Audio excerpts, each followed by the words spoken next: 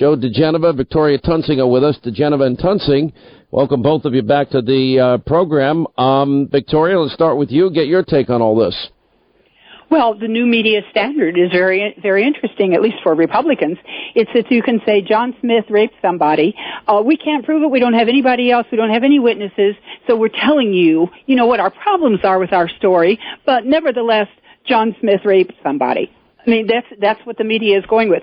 John, it's really important that your listeners know about what happens here in Washington when there's a high publicity investigation, because I was involved in one in the 1980s with Ronald Reagan's CIA director, Bill Casey. It was all over the papers, how soon we all forget about these things. But I was with the Senate Intelligence Committee, and we got such far-ranging, bizarre accusations about Casey. Bill Casey met me in a park and held me up with a gun. Bill Casey took all my stocks and sold them and kept the money for himself. I mean, they were just radically out wild.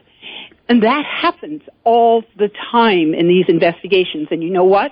We didn't make any of them public, and even the Democrats back then did not make them public. And yet we have Kamala Harris.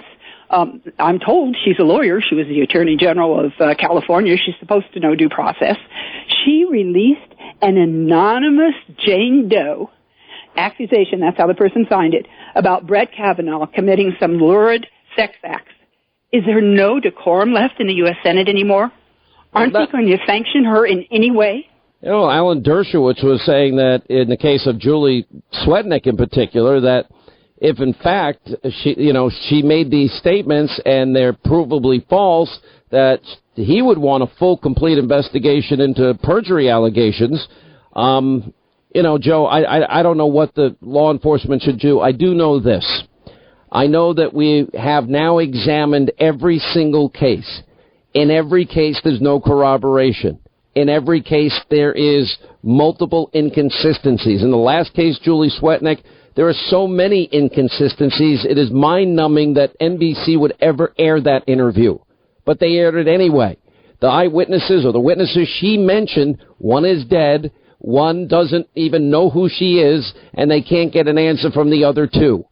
And now last minute, because they're desperate, now they want the FBI investigating ice-throwing incidents in high school. Yeah.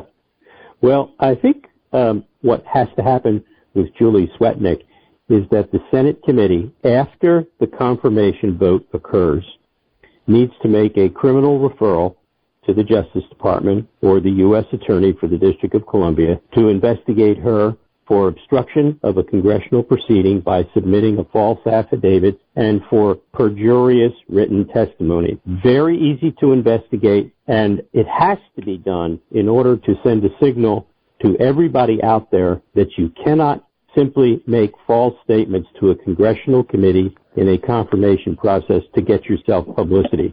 It is very, very important that Ms. Swetnick be investigated by a federal grand jury to act as a deterrent against others from making false accusations. There is no substantiation for her story.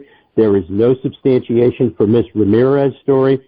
And I just want to say something that I know probably, Sean, you don't agree with. She has repeatedly lied. It was like her lawyers did not tell her that the committee was willing to come to California to interview her. that is a lie. Her lawyers did tell her that. No good lawyer would never communicate Joe, that offer. I got to tell you, I don't think they told her. If you remember in that moment when Professor Ford was asked, when I forgot, maybe it was Lindsey Graham or whoever it was, said, well, we offered to go to you. Maybe it was Senator Grassley. I think it was Senator Grassley. And then she said, there was genuine surprise. Now, remember, Dianne Feinstein was working behind the scenes to get a radical left-wing activist, a resistor, as a lawyer. This is Deborah Katz. Deborah Katz, by the way, who said, well, Paula Jones only spent 10 or 12 minutes with Bill Clinton. It wasn't a big deal. That wouldn't constitute sexual harassment in the workplace, and also defended in the case of Al Franken. But I saw genuine shock and surprise. And she goes, well, I didn't know that, but that was very nice of you if you offered that. I didn't know. I believe they should be referred to the D.C. bar then for violation of professional rules. I may very well come to conclude that eventually, and I'm perfectly happy to accept it. I can buy that. And I'll tell you something that really bothers me about her story. And as an old prosecutor who tried sex crimes cases, here's the one thing about her story, besides everything else we've talked about that doesn't make any sense. Any victim in a situation like that goes to where people are for safety. Now, why does her story not include her going to those people? Because if she had done that, if she literally, if what she says occurred, and if she had gone to those people, guess what? They would have remembered it. In order for her to have a story that holds up without anybody knowing about it, she has to leave the house. I don't know, though, and look, maybe, because we're talking about, we all know that there are real evil predators. There are people that do murder and rape innocent people. There are people that will drug and rape people, i.e., look at the Bill Cosby case. We know that and this is why I think, to the Republicans' credit, they took these allegations and charges seriously. They handled it professionally. They afforded every accommodation, which was the right thing to do. But for the Democrats, they just now have pushed this so far into any allegation, no matter how many inconsistencies, no matter no evidence, no matter no corroboration whatsoever. And we saw that they hated the guy from the beginning. So I don't know what victims remember or don't remember, Joe, and I don't know how they act or react. I would assume it's probably people react differently. Like you go to a funeral, some people are crying, some people are laughing. I was perfectly happy to accept anything that she had to say, and I listened to her testimony carefully at the time and his, and then I went back and I looked at it repeatedly. And it may very well be that she believes everything she said. The problem is there's not a scintilla of evidence to corroborate it. And conveniently enough, everything that could have happened that would have made her story corroborable is non-existent. Victoria. That just doesn't happen. That just doesn't happen. Sean, let me just say, we make our living trying to look at stories like this and picking them apart or supporting them. There's another problem with her story. Listen, she said that there was music on in the upstairs bedroom. That's kind of weird because the party was downstairs, but let's take it. And they turned the music up so nobody could hear her. And then she locks herself in the bathroom and she can hear them talking going downstairs.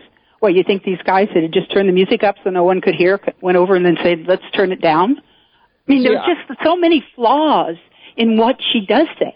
I just don't know what. Look, it's very hard. I don't want to get into that whole aspect of it. I got to take a break. We'll come back more with Victoria Tunsing, Joe diGenova next.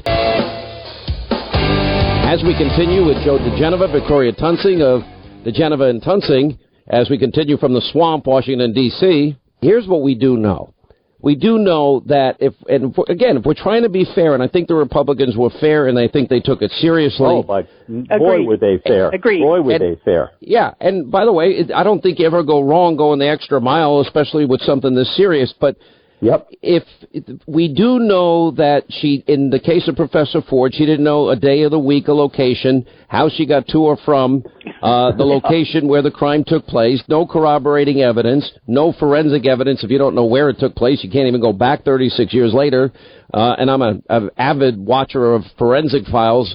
What they can now do and solve unresolved crimes from decades gone by is pretty amazing. And in sworn statements under penalty of felony, every one of the people that she mentioned would say something, said just the opposite or just don't remember it. So there's in that sense, that is over for that case as far as I'm concerned, unless we're going to just believe guilt by accusation. But the Democrats are. That's what they're doing. The Democrats say now it's never enough. They want more FBI. But a week now is not enough. Even though the week was proposed by Senator Coons, who has now, as you can tell, disappeared. You can't find him now. He's on a milk carton. Yeah, no, he's missing in action after he got everything he wanted. What did Jeff Flake get out of this? Hey, look, I don't think anybody can predict with the FBI now handing over their findings in the Kavanaugh probe. they still have not interviewed Christine Ford, but I would imagine the FBI doesn't need to interview Christine Ford. They have all of her testimony, don't they? She's testified under oath for a very long period of time. No interview by the FBI is going to add a thing. Yeah. Well, it gets very, very tough and very scary, but I will say this. If we lose due process, if we lose the presumption of innocence, if it's guilt by accusation, this is not America anymore. Only for Republicans, Sean. Only for Republicans. Yeah, well, if they were consistent, they'd be demanding an FBI investigation into Keith Ellison and Juanita Broderick's claim of rape Bill Clinton, because it's not that far away from this time frame. Or Bob Menendez, who's accused of having sex with underage prostitutes in a villa in the D.R. But it's interesting that they don't want to investigate any of these things, and their silence is deafening because it's not about the issue. It's about power and politics, sadly, as usual. All right, thank you both, Joe diGenova, Victoria Tunson.